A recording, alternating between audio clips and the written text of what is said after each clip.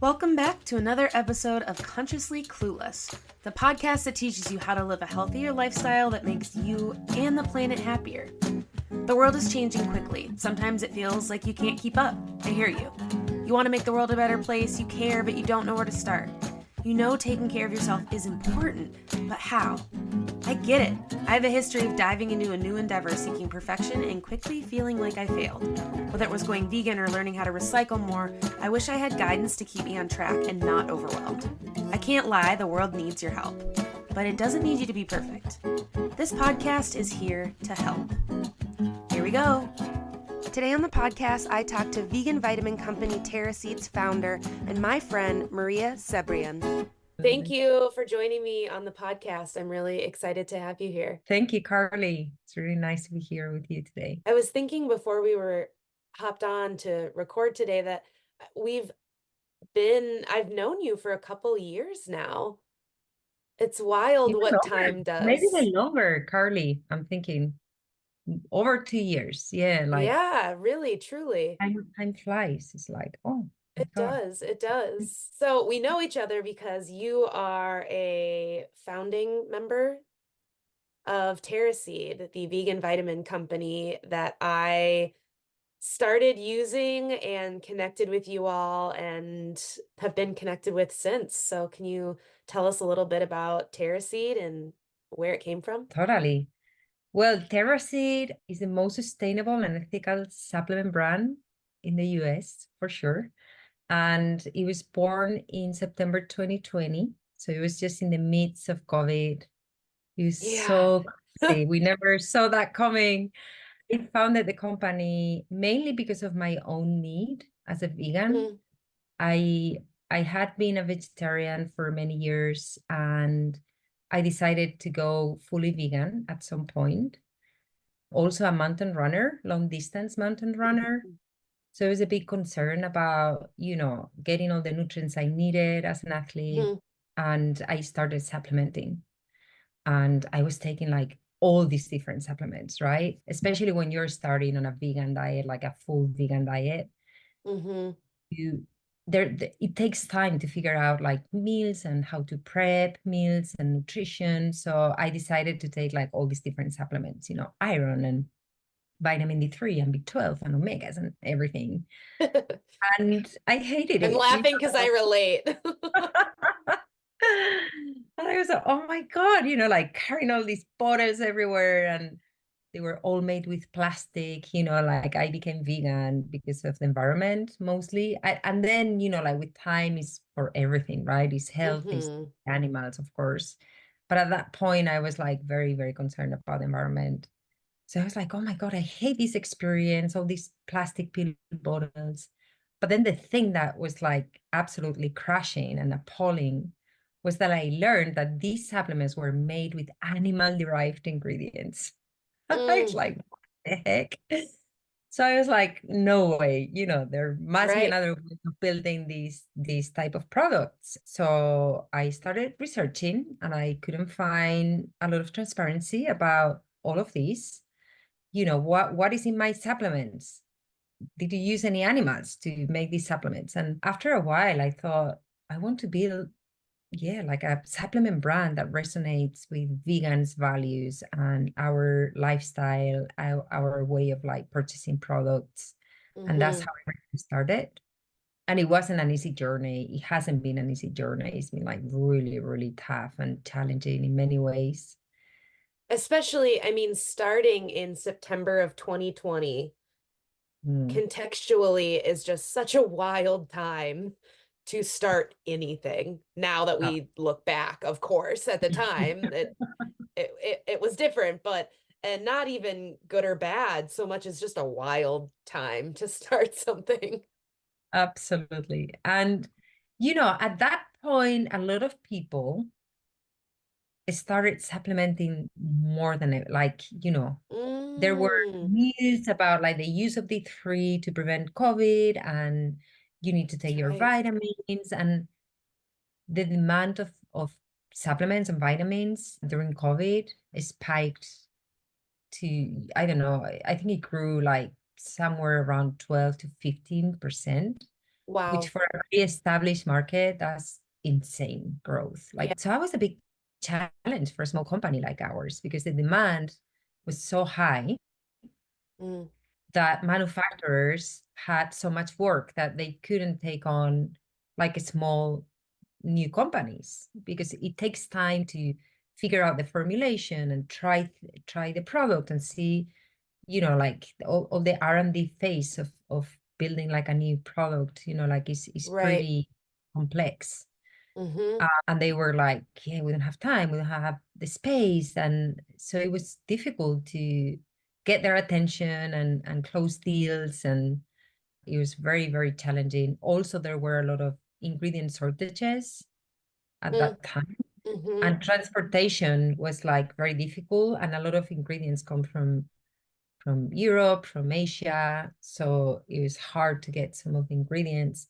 In our case, we only use sustainably sourced ingredients that Mm-hmm. have no impact on natural ecosystems, the way we source them.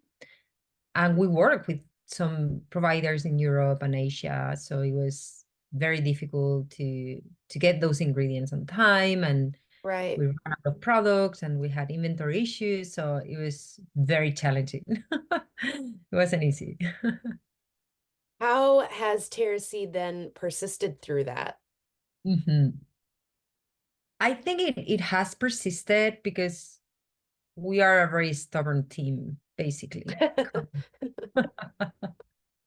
And because we are very mission driven. And, Right. like I think when you build a business, you really need to understand why you're doing it. And if your why is not strong enough, chances are that you're going to eventually quit, right? Because Right. it's just building a business is just so tough. It's so hard, and it's a roller coaster. But the downs are really really intense, the same as the ups. But I think in this case, it was just like knowing we're doing the right thing, being very encouraged about our customers, like the industry were sort of giving us the feedback. This is necessary. This is a good idea. You have to do Right. it. You're making an impact. And being very mission driven, I think it's been super key to overcome all the hurdles and all the challenges. So you mentioned that you went vegan originally for the environment and then kind of classically all the other dominoes fall shortly behind that. When did you go vegan? How long have you been vegan now? I've been vegan since 2018. Okay. That was so how many years? 5 years, 6 years almost. That's the same year as me. All right. Awesome. Mm-hmm. Mm-hmm. Before that, I had been a vegetarian for quite a long time, but I think it was also not just the diet, it was more like the mindset of, Yeah. like I think veganism, and I could say I follow a plant-based diet, but it's a different thing, right? I think my Right. mindset is like very vegan now. Mm-hmm. And something else that I've been working on for a number of years is a documentary about the reality of the meat industry and the animal factoring farms. And like when I started working on that documentary, it was just so mind-blowing, and it was Mm-hmm. so horrifying that once you get to know all that truth, I think there's no way back. Like you just Exactly. there's no way you will ever eat anything that comes from an animal, knowing the level of suffering that is involved. You can't unsee it. Mm-mm. I think we actually we've been shooting this documentary for a few years now, and we've been following an organization called Direct Action Everywhere, DXC. Mm. They are pretty controversial, I would say, like in the way they fight their mission and to defend the animals. But the founder always says this is a fight against lack of information. That's the main problem, Mm. right? Because it's so hard to actually swallow all this information. Like people don't want to know. And the minute they come close to this type of information. They shut down. They just don't want to hear because it's so hard. It's so tough to hear this truth, right? Mm-hmm. So for me, I dove right into like this is a situation with animals in the US, and Yeah. it was devastating. So animals became as important as the environment for me, for sure, after knowing all that. So it's funny we're chatting today because I just once in a while I'll share a post on social media, and mostly it seems in my experience, speaking personally, men get very upset at me for talking about going vegan and talking about how you don't need meat to survive. It seems to upset a few. And one reel this week got a bunch of comments, and one thing was about how, well, you have to supplement with B12, and that's not real. And so it's not a diet or a blah, blah, blah, blah, blah, which I know you've encountered or heard Oh my God, yeah. a million times. So what do you say to people who have that defense when you're like, yeah, you should take B12 on a vegan diet or XYZ? Mm-hmm. I think there is a very easy explanation for B12. At the end of the day, we should be getting B12 from leaves of plants. And because we clean everything and sanitize all our vegetables, there's no way we can actually take B12, right? So animals do it for us, Mm-hmm. or do it for some people. They just eat all these plants, they store B12 that can be obtained through their meat, for humans to consume or like to take these B12. So I think there's everyone is potentially deficient in B12 because of how our food is handled now, correct? absolutely, that's correct. Right. So, like you take it from animals, I take it from a supplement that doesn't involve Right. any animal suffering, like that's Right. this is with omegas. Like a lot of people don't know this, but omega-3 comes from normally algae in the Mm-hmm. sea, and fish is the same situation. They eat the algae, they take all these omegas from the algae, they store that omega, and then you can kill the fish, you can take the oil of the fish, and you can obtain omega-3. But what if you remove the middleman and go directly to the source of omegas, which is, you Algae. know, the algae? And you can even take it further. For example, instead of going to the sea to obtain the omega-3 from algae, in this case for Terraseed, we actually work with this ingredient provider that grows the algae indoors in a very controlled environment. So Very there's cool. no any harm, like that is made to marine ecosystems, and the quality of the oil is amazing, super high. Like Right. why you don't even need to go to these natural ecosystems or natural environments to actually source these ingredients. So for me, it's a no-brainer. Like Right. why shouldn't I take my B12 or my omega from a supplement that I know is been made with sustainably sourced ingredients instead of Right. going to animals or And I'm so always I, so scratching my head because when you look at the supplement industry, so much of it is aimed at non-vegans or whoever the hell will buy it.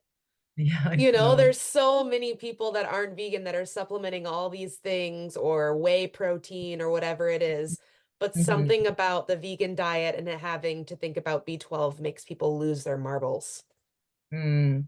Yeah, it's so interesting, Carly, because we've even had that feedback from vegans, like why you don't need vitamins when you're on a vegan diet. You don't need to supplement. You get Mm, everything you need, even like some forms of B12 can be found in some plants.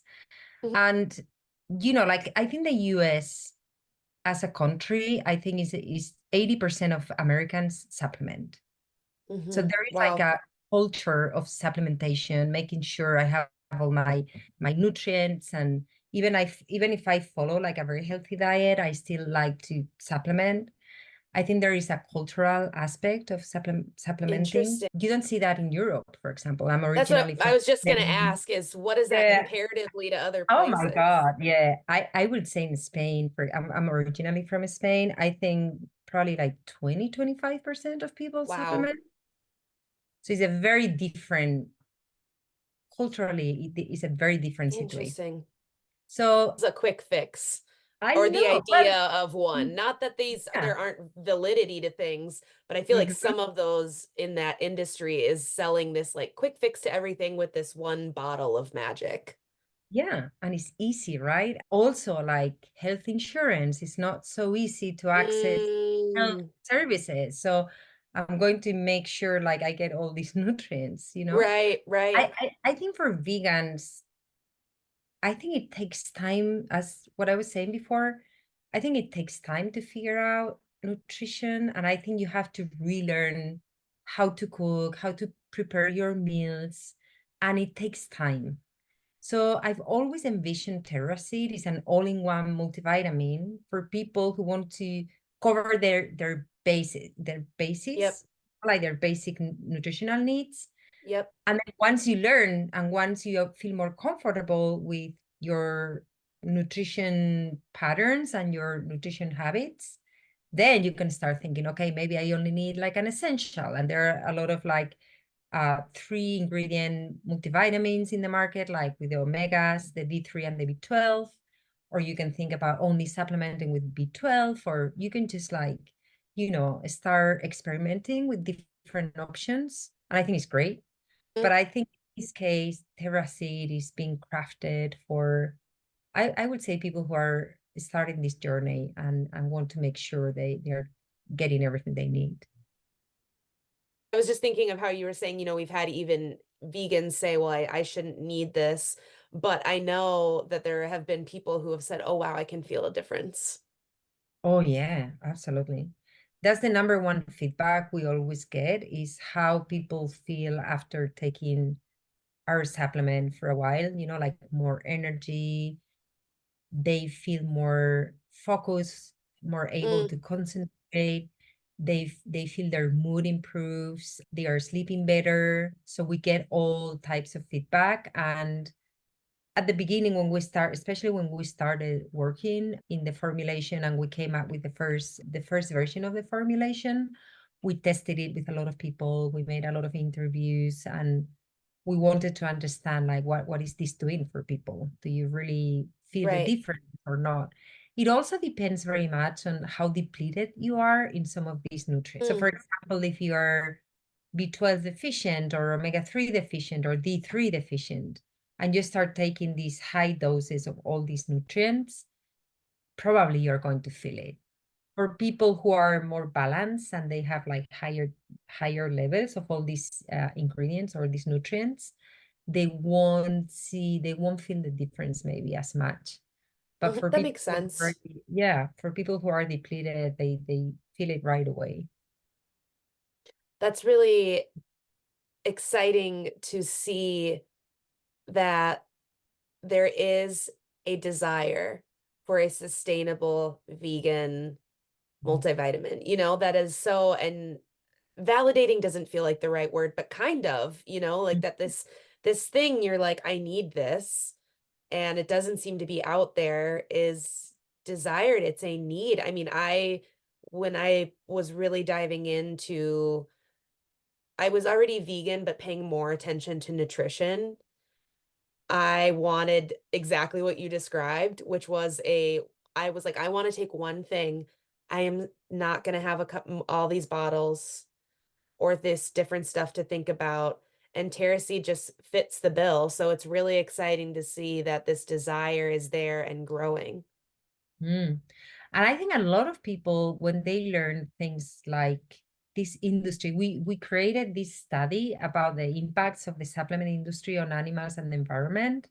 Mm. We learned that the US supplement industry contributes to the killing of 24 billion animals every year, billion with a B. Holy shit. And most of them are fish to create omega-3s. It takes up to 100 fish to create one single pill bottle of omega-3s. is crazy, because what you get is a concentration of their oil, right? And you have to kill that fish in order to do that. And then hundreds of millions of sheep and chicken and cows. And what people don't know is that supplements use the byproducts of these animals. So the bones, the tendons, the fat, the fat from pig skins or from sheep's wool or from bones from cows, like it's gross, it's horrible. So it's just It's so like the gross. leftovers of all these animals are used. And there are like some ingredients like magnesium stearate, which is made to actually is a substance, it's like is made as powder and is used in supplement capsules machines. So the capsules don't get stuck, in the process. So it's just like a substance that is used in the manufacturing process. It's not even like a nutrient. And then gelatin that is widely used, for gummies and for capsules. That comes mostly from the skin of pigs, Figuring Um, out what gelatin is should be, honestly, I don't know how that's not the tipping point. It just, I know, eh, it's crazy. It's crazy. yeesh. But supplement brands are not forced to disclose this information in supplement facts labels. So you will never know that they are using animal-derived ingredients. So actually we've Wow. partnered with, yes, that's crazy. So we've partnered with this nonprofit called Animal Safe Movement, and we are running a campaign to make a petition to the FDA to include a section in supplement facts labels indicating the use of animal-derived ingredients. And there is another organization that, what was their name? Sorry, I just blanked out. Med, that's the one, vegan med, and you can go to their website. They are also making a petition to the FDA, and we've been talking about maybe joining forces because there is a condition for some people. If they take animal-derived ingredients, they get really sick. It's just a condition. So they are putting together a list of supplements and drugs that don't have any animal-derived ingredients in them. Wow. Yeah, yeah. So for different reasons, they are making the Fascinating. petition to the FDA. Yeah. So I think if you're a vegan and you do it especially if you do it for the animals and the environment, and you learn that all your supplements are made with animal-derived ingredients, Right. it's like, it's not nice, like it's not a good experience. Hey there, it's me. If you're digging this conversation so far around conscious living in this episode and you're feeling inspired to make change, that's literally why I'm here. If you want sustainable ways to be sustainable, you hear eco friendly or green and wonder if you're doing it right. You want to make your diet more earth friendly by going vegan. You want to live a more connected life, but you're not even sure what that means. No judgment. It is possible to feel excited about making changes to make a difference in the world every single day with your choices, to go vegan and stay vegan without feeling like you're missing anything, or to learn how to make good choices for the planet without feeling stressed. I help folks who are ready to make changes in their life that support their health and the world around them through supportive coaching, practical education, and steps that make you enjoy the process. If that's you, email me at consciouslycarly@gmail.com and let's chat. Back to the episode. Oh, and I mean, from what you're describing, correct me if I'm wrong, but I just imagine as the supplement industry, especially with that boom in the last few years, it kind of sounds like the wild, wild west. Mm. Mm. Yeah, the FDA, that's the other thing, right? The FDA doesn't require companies to actually sort of present any proof of what they are doing or how they are doing it. I mean, there is a certificate of analysis and a third party testing that you can do as a company, but it's not mandatory. It's a So that's just something you have to do on voluntary. your own with your own money, with Yes, and only if you want to be that transparent. But a lot of brands, they just why would don't. you? Why? And it takes a lot of money and time and effort. The good news is that, like consumers are becoming really, really smart and really demanding. So they are saying, okay, unless you show me that what you say is in these capsules is a real thing, I'm not going to buy it. So a lot of brands are starting to present like the certificate of analysis and the third party testing. And I think things are changing because I think consumers are becoming more cautious, and they are demanding that type of information, which is great because traditionally this has been like a very opaque industry, you know. So it sounds So like, I think oh, things sorry, are go. changing a little bit. No, I was just going to say that things are changing a little bit. And also with plastic, you know, it's crazy. You know, the same industry creates 2.3 billion plastic pill bottles every year, and only Oh, 9% that's of that plastic devastating. is recycled. Only 9%, as you know. You probably have these numbers, Carly. So it's crazy, you know, it ends up in landfills or the ocean, becomes microplastics, and even we actually take microplastics every day, you know, through water and through food, and it's crazy. So for us, it was like so important, like the packaging aspect of the product. And we're the only brand in the US using fully biodegradable packaging, which also was like a super challenging endeavor, you Yeah, know, can to you put. tell us a little bit more Oh, about, in terms of sustainability, what does mhm, that mean for Terraseed? Because we've touched on some of it, and especially with the ingredients. But mhm. what else does sustainability mean for Terraseed? Yeah. Packaging is a big thing because if you compare the amount of product and the containers, you know, the containers are pretty big and bulky, and, you know, it's a lot of waste. So for us, you know, like when we started Terraseed, we were thinking, okay, let's find like the most sustainable solution out there. And there was nothing. It was all plastic or glass with a plastic cap, or like Hmm. aluminum cap, or which is very polluting. You know, aluminum is Hmm. very polluting to manufacture, and then it's very recyclable, which is the good part.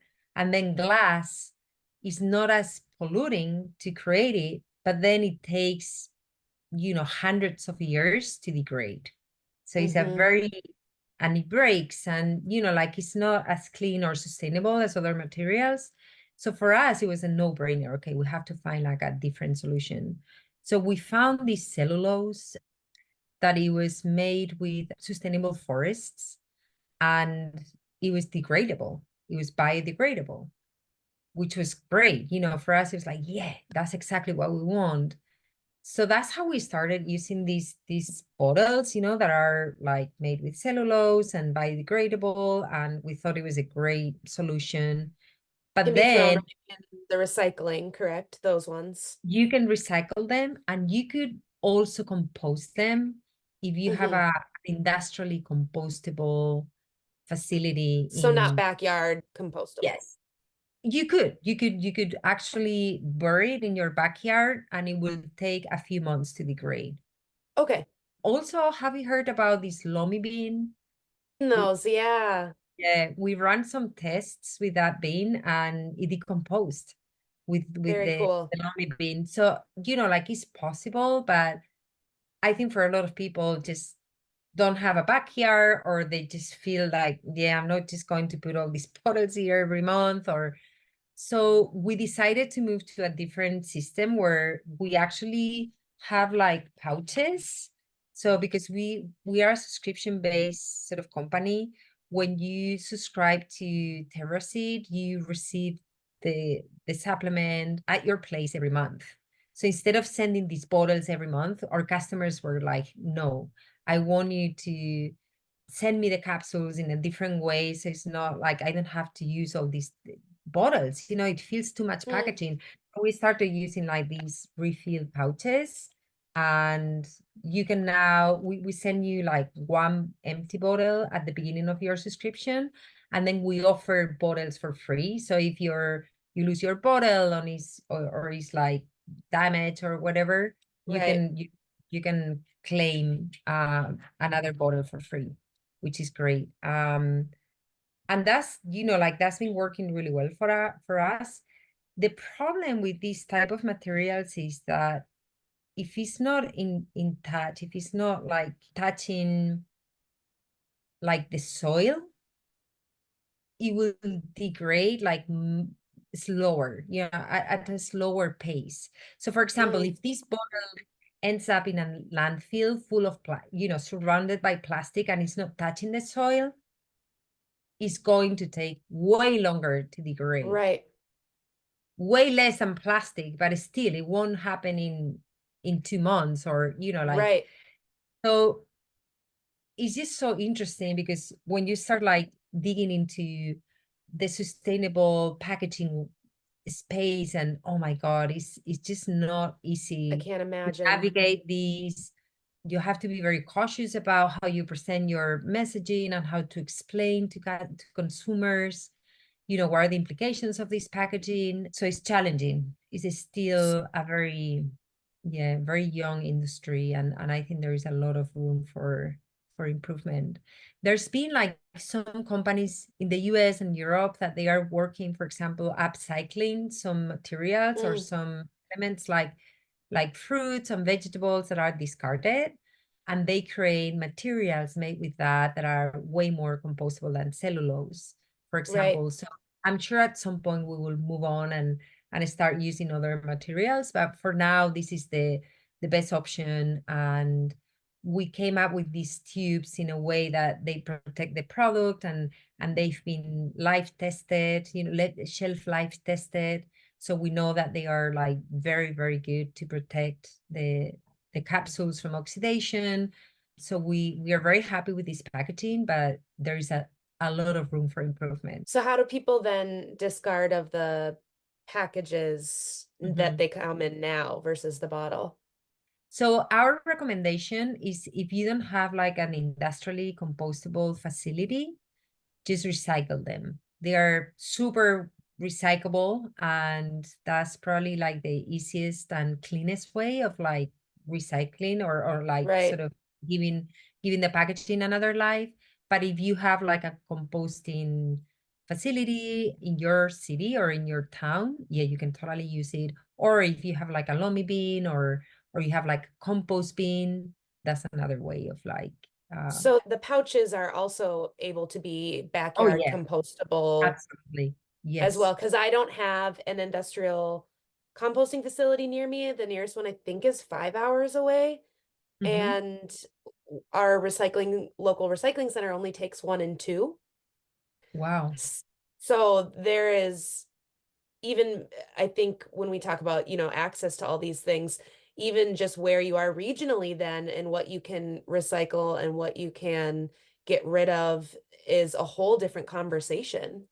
I know, Carly. So That's why it's great to hear that both the bottles and the pouches can be thrown backyard compostable, oh because yeah. where I'm from, that's way more common. Yeah. Yeah, totally. You could just dig a hole in your backyard and bury them. Yep. Yep. Yeah, no problem. It's interesting because the recycling industry, which is also a beast, it's huge in the US, is also not very happy with these compostable solutions, because that means it will take away their business. So there's some tension there between, like the compostable or compostable packaging companies and then the recycling industry. That's so interesting. I have never thought about that. And I know it's money, but that's so frustrating, because I just, my hopeful, optimistic brain is just like, but aren't we here for the same mission? No. Come on, you want to make more money because of recycling? Yeah. Yeah. Ah, Yeah. It creates like it's a very profitable interesting. industry. So, but I think this is going to change, because at the end of the day, if the customer wants that, and I always thought like one day I really want to walk into a grocery shop and don't see any plastic at all, like just get all the packaging compostable, recyclable.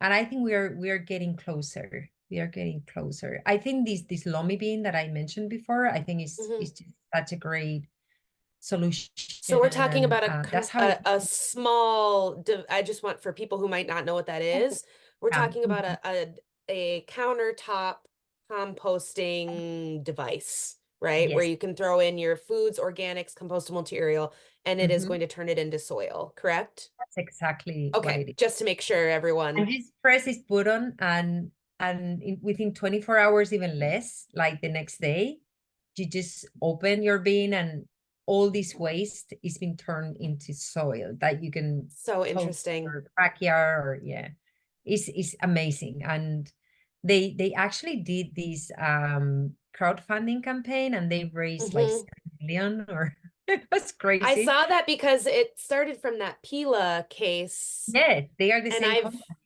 They yeah, are the I've same used company. them from like the for you start looking into things when you go into this eco-friendly journey, and Mhm. for whatever reasons they were the one of the first companies that I found that I was like, "Oh, I need a new phone case. Oh shit, phone cases are made of plastic. I wonder if there's an alternative." And actually one of the kind of first places I was like, I'm supporting an eco-friendly company, when you Oh, that's dive so nice into your of you. environmental journey, you're like, look what I did. Yeah. Yeah, Love that. and we partner with them, as I said before. We were running some tests with our packaging, and I think they're into something, and I think that's the future. Probably like coming back from doing your shopping and then just like tossing all this packaging that is compostable into that bin and then Interesting. taking soil. I think that's the future of packaging, and I'm very excited. But as I said before, there are so many dynamics and hidden agendas, and a lot of things happening there that we're not always aware of that as much, Right.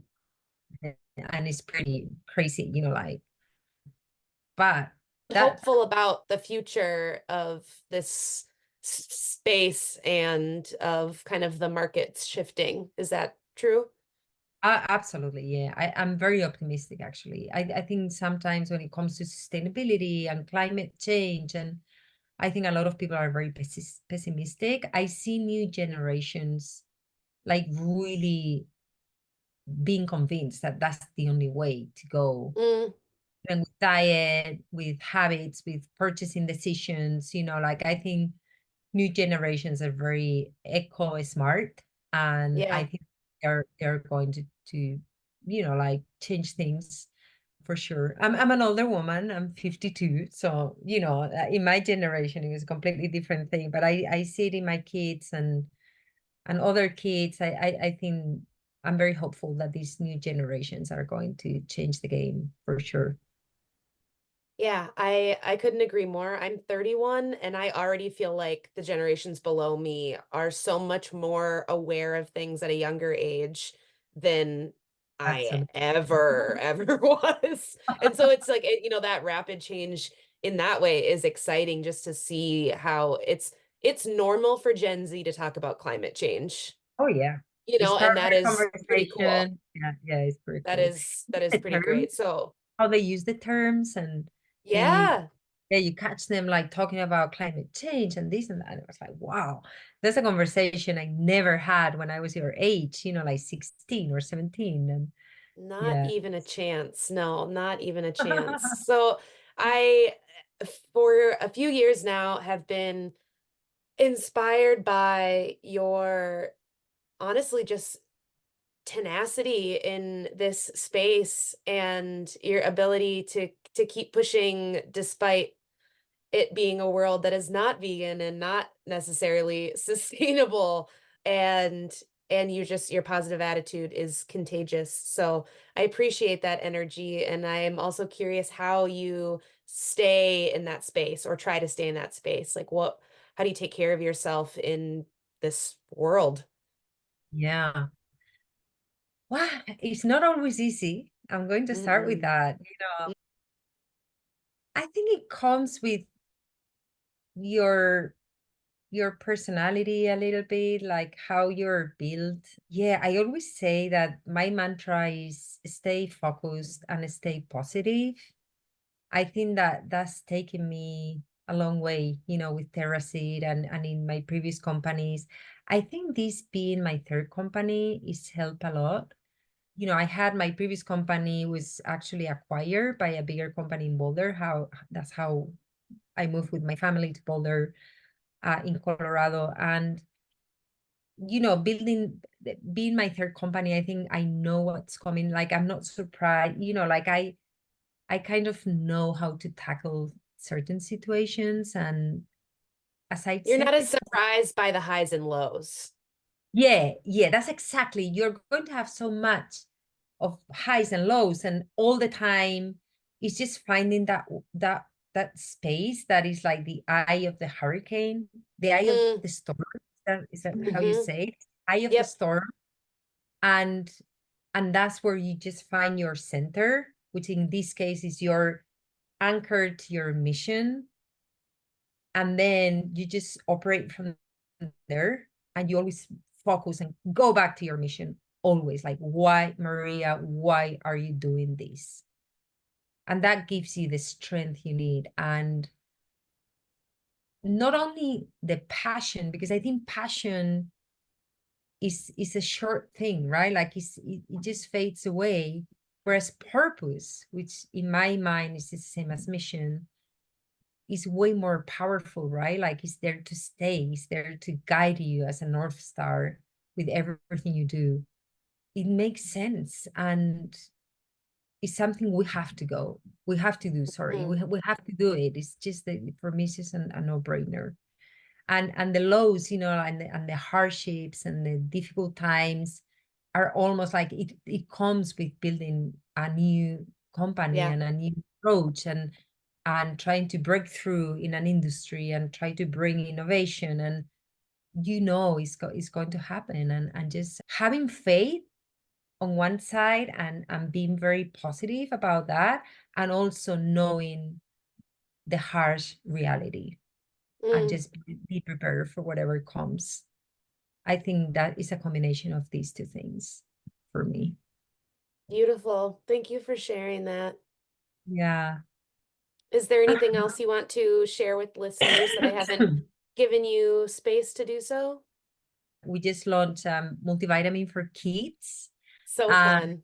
I'm so excited because, a lot of like vegan kids and vegetarian kids and kids who are raised by these parents on a plant-based Hmm. diet. And it's not easy to find like formulations created specifically for them. So we're excited that we are supporting nutritionally, like these Yeah, superheroes, these kids who follow a plant-based diet. And yeah, it's been amazing, really, like launching the product, and it's doing really well. And yeah, I'm very proud of that product too. Not only the multi for vegans. it's really, really great. It's been fun to see that one unfold as well. Yeah. I will share information about Terraseed in the show notes so people can check out the website, check out the work that you all are doing, and get their vegan vitamins. Awesome. Well, thank you so much for joining me. It was really nice to catch up with you as well. Thank you, Carly, for having me. It's been a lot of fun talking to you, and thanks for everything you do. It's amazing. Thank Uh, you. Right back at you. also, If you're hearing this message, you've listened to the entire episode of Consciously Clueless, and for that, thank you so much. I hope you enjoyed this new episode, and if you did, please leave a review on Apple Podcasts, Spotify, or tag me and share in social media. Share this episode with others who may be interested in this topic. To get more resources, influence on topics covered, and bonus content, join the Consciously Clueless community over on Patreon at patreon.com/consciouslycarly. And don't forget, if you need help living more consciously, let's work together. Email me today. See you next Wednesday for a new episode.